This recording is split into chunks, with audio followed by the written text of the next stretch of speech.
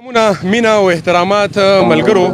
دا مې تاسو لیدلی شئ د ادیزو په سیند کې نیول شوی دی لړم استاد ورسره دلته کې موجود دی پوښتنه مې ترې وکړه چې د دې وزن څومره دی نو وایي چې تقریبا 45 کیلو د دې دا وزن دی دا تاسو کتلی شئ چې ډېر په دغه شانتې لویه تنه کې دغه مې لړم استاد سره به دوه خبرې مو وکړو لړم استاد ډېره زیاته دی مننه کوم درته ووایي چې دې نیول څنګه یقیني شو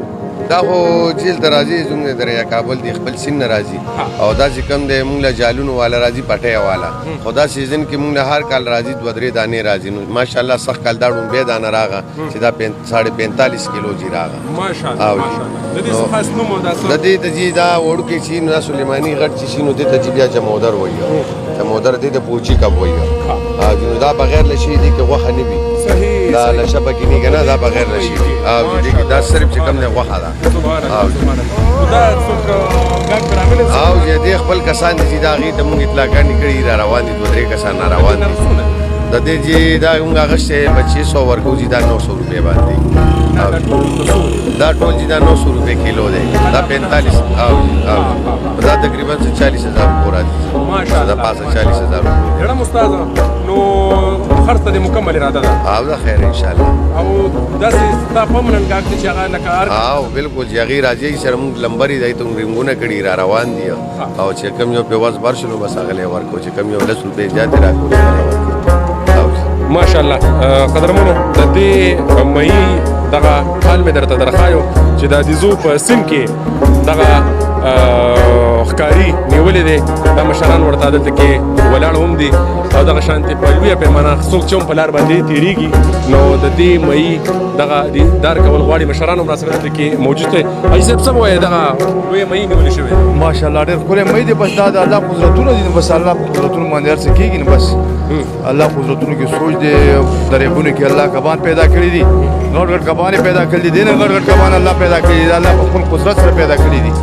الله په قدرت سره غټېږي دا زمینداری کوي نه دکانداري کوي څه نه کوي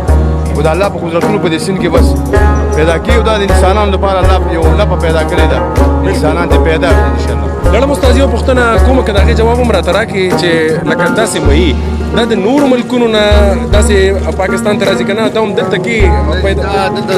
دلته زمونږ د خپل سیند کې خپل نسل دی دا اوس نه پخوا نه دی لکه زموږ مشرانو به دا میان نیول او دغه شان دي کې موږ راځي 90 کیلو 95 کیلو 13 روزه کې راغلی مال 95 کیلو راغلی دلته ما دې پل کې تړل ډېرې دنیا ټیک ټاک او ویډیوګانې ته کړې وي هغه بیا موږ لا یتابات یو ملګری راغی زموږ ګاګ ته دا د اربابان چې راغی نو یې د مسلابت ګاډي کې کېښود او یې ویډیو چې یتابات حاجي صاحب تاسو به څه وایئ انشاءالله دا ملګرو ته راځي دا کبان دا صرف خپل نسل دی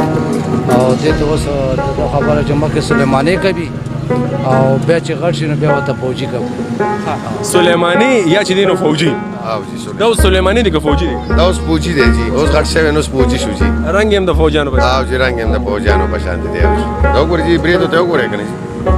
برید خو بیخي لړم استاد خفه کېږم خو ګوره تا سره نږدېکت لري بالکل جی بالکل لږ شوق هم ورسره قدرمنو دغه حال مې درته درخایو ډېر خوشحاله شو چې د قدرت دغه کرشمې ګورو او دا دومره لوی میان ګورو د خدای په امان